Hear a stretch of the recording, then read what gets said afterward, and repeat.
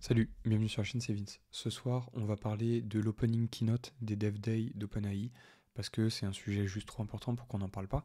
Et on va faire le point sur toutes les news, puisque j'ai pris le temps de mater la conférence quand j'ai vu qu'elle était sortie.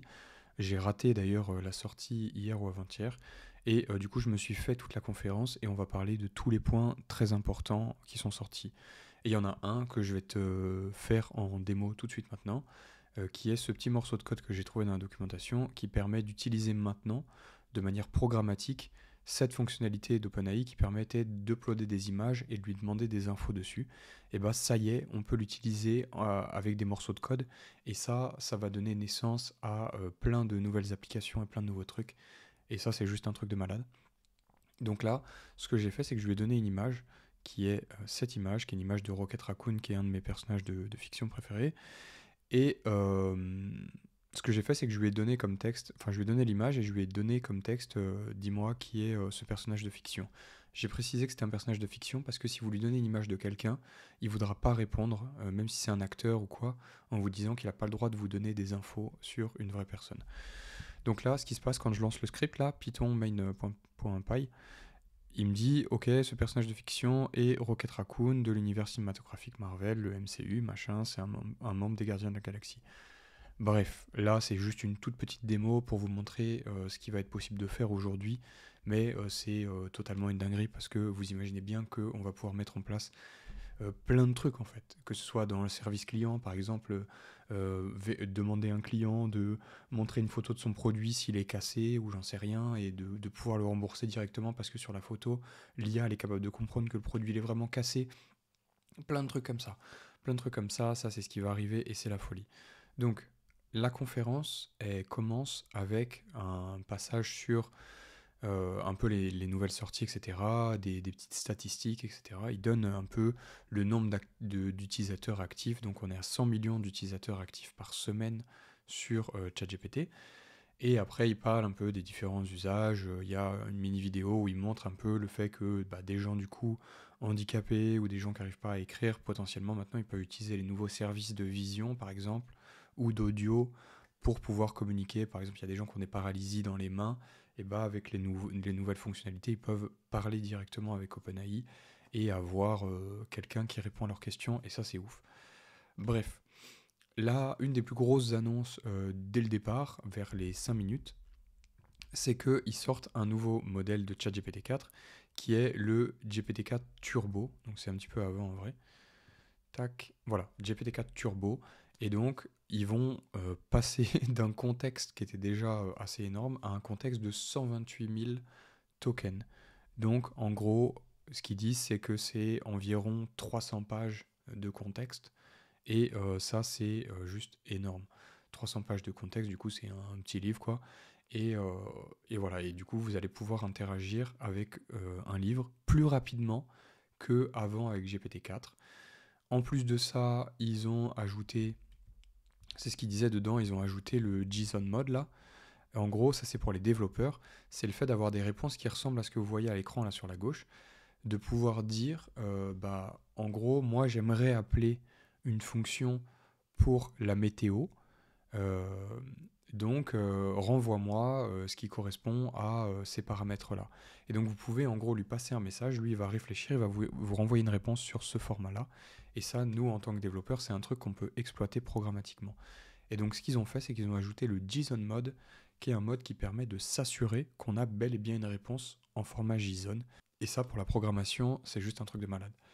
Donc voilà, ça c'est déjà, je pense que pour les gens qui sont pas devs, vous vous rendez peut-être pas compte, mais c'est déjà une des plus grosses avancées là-dedans. C'est juste la folie de cette sortie-là. Et derrière, le truc qui est ouf, c'est que ils annoncent vers 7 minutes 30 que en gros, ils ouvrent les API de tous les nouveaux services qu'ils ont créés. Donc DALI 3, la génération d'images maintenant, ça va être possible de le faire de manière programmatique avec du code comme je vous ai montré un petit peu avant. ChatGPT 4 Vision, donc le fait de pouvoir décrire des images, c'est disponible aussi. L'accès à la voix et à la réponse par voix de ChatGPT, c'est possible en API. Bref, tous ces trucs-là, maintenant, ça devient accessible de manière programmatique. Et c'est juste le feu. Moi, honnêtement, ça bouleverse un petit peu mes plans. Je sais plus si je l'ai dit au début de la vidéo, mais c'était pas du tout mon sujet prévu pour la vidéo de ce soir. Et c'est juste trop important. Et je pense que je vais passer les prochains jours à bidouiller ces trucs-là parce que c'est dingue. Moi, je trouve ça dingue.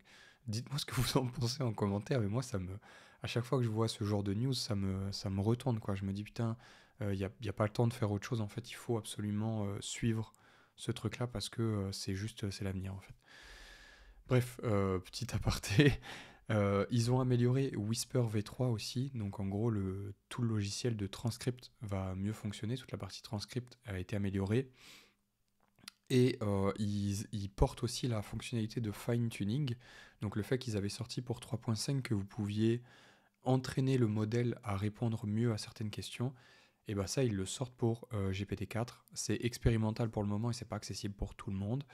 Mais en gros, ils disent aussi quand même, moi j'ai lu du coup dans le site, qui disent aussi que c'est pas forcément aussi...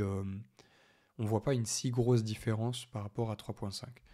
Donc au niveau de 3.5, c'est pareil aussi, au niveau de la customisation, ils ont passé le modèle à 16K de contexte pour les réponses. Donc truc de ouf. Ils ont augmenté aussi le rate limit, ils l'ont multiplié par 2. Donc en gros, le nombre de tokens que vous pouvez utiliser par minute, ce truc-là, ça a été augmenté et doublé. Donc, et en plus, on peut demander encore une autorisation d'augmenter un petit peu plus la charge, donc ça c'est ouf. Ils ont parlé du fait aussi qu'ils font le copyright shield. Donc en gros, c'est le fait de protéger les gens qui ont des problèmes liés au copyright à cause de ChatGPT. Et donc ça, en gros, ils vont prendre en charge ces gens-là, financer tous les problèmes et tout avec la justice. C'est eux qui s'en occupent. Donc truc de ouf, c'est assez faire.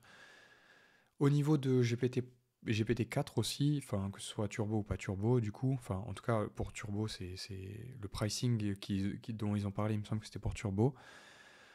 Le truc de ouf, c'est que actuellement, pour ceux qui utilisent des logiciels comme VoiceFlow, etc., en général, dedans, on n'utilise pas ChatGPT-4, enfin, on n'utilise pas le modèle GPT-4 parce que c'est trop cher programmatiquement d'utiliser ça.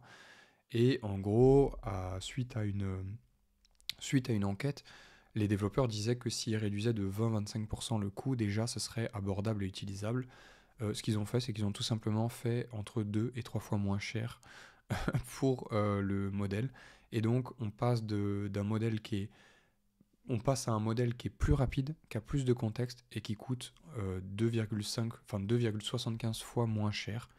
Donc, on parle de 0,01 centime pour 1000 tokens d'entrée et 0,03 tokens, 0,03 centimes pour 1000 tokens de sortie. Donc, quand ChatGPT compose une réponse et qu'il vous la donne. Donc voilà, truc de ouf. Pareil, ça, c'est une annonce de dingue. Et ils sont vraiment en train d'essayer d'écraser leur concurrence, je pense. Au niveau de GPT 3.5, on va passer de 4K à 16K de contexte. Donc pareil, on augmente aussi le nombre de caractères qu'on peut lui passer pour les raisonnements. Le coût, pareil, il a été pété en deux. On lui a cassé les genoux. On passe de 0,03 à 0,01 en entrée et de 0,004 en sortie à 0,002. Je me suis trompé quand j'ai dit la première ligne, mais vous avez compris, c'est 0,003. Bref, à partir de 14 minutes 30, il y a un petit speech vite fait du CEO de Microsoft, quand même, un truc de ouf, qui vient expliquer que voilà, qu'il y a une collaboration, que eux ils font tout ce qu'ils peuvent niveau architecture pour les aider à pousser le progrès, etc. Ça c'est un peu plus du blabla, mais c'est cool. Il parle aussi de donner accès à Copilote Entreprise pour tous les gens qui étaient présents à la conférence. Bon, pas de chance, moi j'y étais pas. Et j'aimerais vraiment, vraiment avoir accès à la nouvelle version parce que là, la première version, elle est déjà ouf. Pour info, tout à l'heure, j'ai fixé mon code comme ça. J'avais pas fait ce truc-là. Et je lui ai juste dit, j'ai fait ça comme ça. Donc ça, c'est Copilote. Hein. Et je lui ai dit, fix my code OS does not exist. Et donc là, ce qu'il va faire, c'est qu'il va importer OS. Voilà, accepte. Bon là, il m'a rajouté plein de trucs qu'il n'y avait pas besoin, mais vous avez compris, en gros, il a compris le problème dans mon code et il l'a fixé. Donc ça, c'est ça copilote. Donc ça, c'est un truc qu'on utilise les devs, enfin ceux qui veulent l'utiliser, c'est un truc de fou. Moi, je m'y suis mis il n'y a pas longtemps et pareil, c'est juste monstrueux comme truc. Au niveau des améliorations aussi, il va y avoir des améliorations un peu d'interface. En gros, ce qu'ils font, c'est qu'ils dégagent toute la partie où il fallait choisir ça là. Ce truc-là, là, ça dégage. Ce truc-là, ils vont l'enlever et maintenant, automatiquement, en fonction de la conversation, vous pourrez utiliser n'importe quel truc, les plugins, l'analyse avancée, la recherche sur Internet, en fonction de ce que vous avez besoin. Il détectera et il utilisera le bon truc.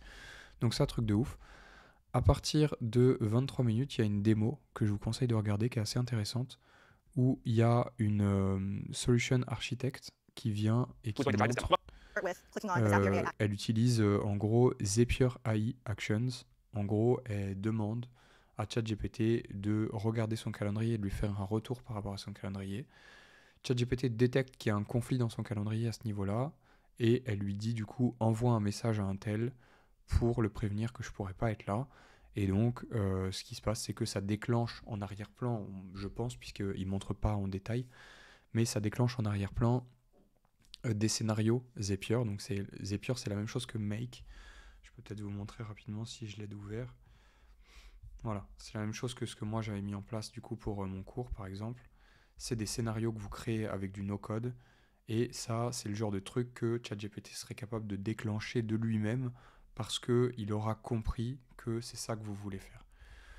Donc ça, pareil, truc de malade, c'est vraiment bien. J'espère qu'ils vont porter ça à autre chose que Zapier parce que moi j'utilise plutôt Make et je préfère Make et en plus c'est moins cher. Bref, en tout cas ce truc-là, ça va certainement arriver dans le futur et c'est la folie. Sachant que c'est déjà des trucs qu'on peut faire programmatiquement avec toute la fonctionnalité de function calling, le truc dont je vous parlais au tout début un petit peu, le fait d'être capable de choisir ce qu'on appelle en fonction de paramètres qu'on récupère dans le format JSON que je vous montrais tout à l'heure à l'écran. Je pense pas que je vais réussir à retrouver le truc, mais vous aviez vu... Ouais, je l'ai plus. Non, c'est pas grave. Vous avez compris, en gros, c'est pouvoir utiliser un retour de l'API de ChatGPT et de lui dire appelle tel outil avec les bons paramètres ou appelle tel outil avec les bons paramètres.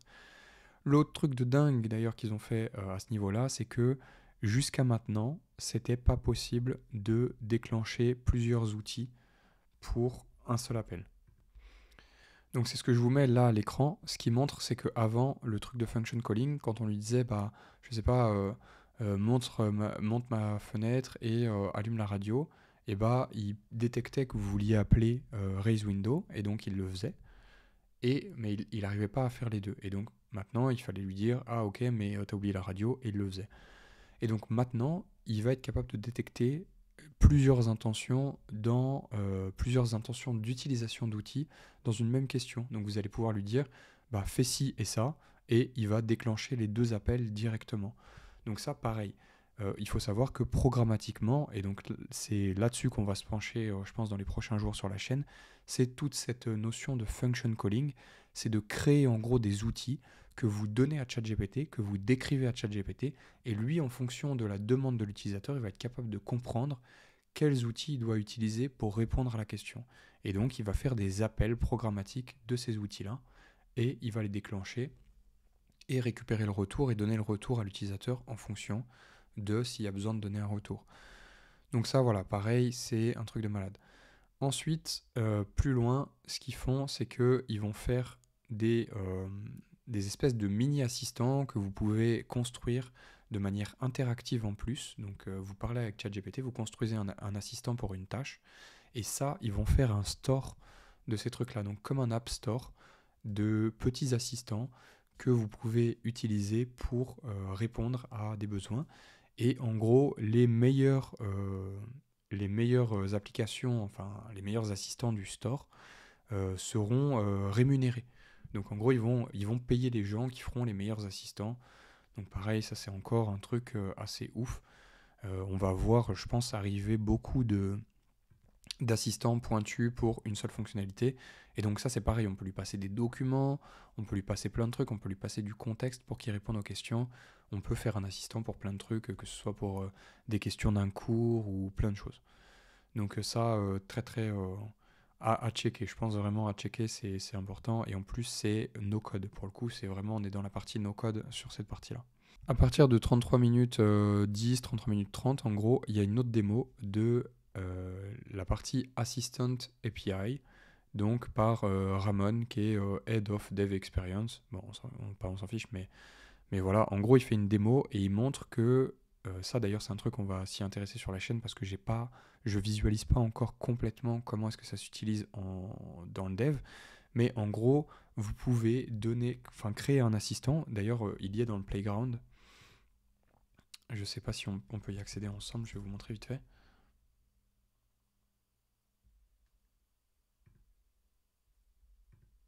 Voilà, on peut créer un assistant, on lui donne un nom, des instructions, on peut lui donner le modèle qu'on veut qu'il utilise. Donc ça, c'est le nouveau modèle ChatGPT 4 là. On peut lui donner des fonctions qu'il peut appeler, donc en gros lui passer du code, des paramètres, lui donner accès à code interpréteur pour pouvoir faire des calculs avec du code, lui donner la possibilité d'aller chercher en ligne des réponses, on peut lui filer des documents, et tout ça, il va s'en servir pour répondre aux questions. Je sais juste pas comment est-ce qu'on y accède encore programmatiquement, j'ai pas regardé, mais lui, il le fait de toute façon, donc c'est que c'est faisable. Je vais couper le son et je vais vous montrer vite fait. En gros, ce qu'il fait, c'est qu'il a une appli. Ici, il a créé un assistant. Il lui donne accès à des outils. Et là, il a une map. Et il lui dit, ouais, genre, je veux aller à Paris. Et en gros, tout de suite, ça zoome sur la map, etc. Et ça se met sur Paris. Après, il lui dit, ouais, donne-moi les 10 points d'intérêt les plus stylés. Et ça lui met sur la carte les 10 points d'intérêt. Parce que du coup, il a codé des fonctions qui peuvent être appelées par ChatGPT pour faire les actions requises pour faire la partie interface de ce qui est demandé. Et voilà, il va encore plus loin, il montre que du coup on a accès à l'historique, aux différents choix qui ont été faits, donc programmatiquement on peut y accéder aussi, et on peut genre faire des calculs. À un moment il dit ouais j'ai besoin de calculer en gros ma part du paiement, et ça déclenche l'accès à code interpréteur pour pouvoir en gros calculer voilà, ce qu'il doit enfin ce que tout le monde doit payer pour le voyage, etc. Bref. En gros, tous les trucs qui étaient un petit peu éparpillés et séparés partout, maintenant c'est accessible en un seul point apparemment, et il n'y a pas besoin du coup de créer une knowledge base dans une base de données vectorielle, tous ces trucs-là, c'est géré. Donc voilà, c'est beaucoup de news. Je vous recommande très fortement d'aller regarder la conférence. Après, ce que vous pouvez faire, c'est utiliser ARPA AI par exemple et lui dire de faire un sommaire. Donc vous faites long ou short comme vous voulez. Et ça vous donnera les différents points d'intérêt. Vous n'avez plus qu'à aller regarder. Moi, j'ai préféré regarder moi-même toute la conférence parce que je trouvais ça trop important pour le manquer. Maintenant, voilà, ce qui va se passer, c'est que je pense sur la chaîne là prochainement, de toute façon, je commence une mission lundi qui va être liée à l'IA, et du coup je vais certainement devoir connaître un petit peu mieux ces trucs-là. Mais voilà, ces trucs-là, l'accès programmatique aux nouveaux outils, c'est juste la folie. Et j'ai vraiment hâte de pouvoir partager avec vous ces trucs-là qu'on va pouvoir faire avec. Dans les prochaines vidéos, là demain aussi, on parlera certainement de la direction que je vais prendre avec l'entreprise que j'ai créée, donc Media Conquerors, et de pourquoi est-ce que je pense que c'est la bonne direction pour les entrepreneurs, pourquoi est-ce que je pense que c'est des trucs qu'il faut apprendre. On va parler de Tugan Barra notamment, que j'ai découvert vraiment récemment. Je pensais que c'était un escroc, et j'avoue que je suis plutôt impressionné par son contenu pour le moment, et il y a pas mal d'idées auxquelles j'adhère très franchement. Et ça colle un petit peu avec tous ces principes aussi de bien surveiller ce qui se passe en IA et de s'investir dedans parce que c'est une opportunité absolument énorme. Bref, il y a aussi une partie d'ailleurs sur TTS, c'est le fait d'utiliser la voix pour faire différents trucs. Donc en gros, là ce qu'il fait, c'est qu'il déclenche des actions pareil en lui parlant. Donc avec l'IA, en gros, il y a TTS plus ce qu'on appelle le function calling, le truc dont je vous parlais, qui appelle des fonctionnalités, des outils que vous avez donnés. Et donc là, il lui dit à la fin de la conférence, truc de ouf, ils ont fait, en gros, sélectionne 5 personnes qui participent à cette conférence et offre-leur 500 balles de crédit pour OpenAI. Donc ça le fait. Et puis après, il dit, oh finalement, je vais changer d'avis. Donne 500 balles à absolument tout le monde qui participe à cette conférence.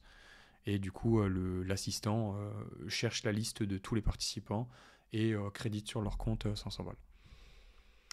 Voilà, c'est le genre de truc de malade qu'on va pouvoir faire là, maintenant. Enfin, c'est pas, on peut le faire maintenant. Donc voilà, je vous recommande très fortement de vous intéresser à tout ça.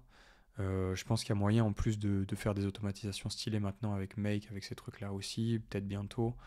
Enfin bref, renseignez-vous, tenez-vous au courant. Pour ceux qui sont devs, il y a LangChain qui va très certainement implémenter ça directement dans LangChain. Voilà, on en parle sur la chaîne, on va continuer d'en parler parce que c'est juste ouf. Voilà, je suis toujours un peu en état de choc de ce truc-là. Moi, à chaque fois, ça met mon cerveau un peu en ébullition, comme dirait Jimmy Neutron. Bref, c'est tout pour ce soir, je pense. J'ai hâte de vous retrouver dans les prochaines vidéos et de parler de tout ça avec vous encore. Je vous souhaite une bonne soirée, je vous retrouve dans la vidéo de demain certainement. Bonne soirée, ciao.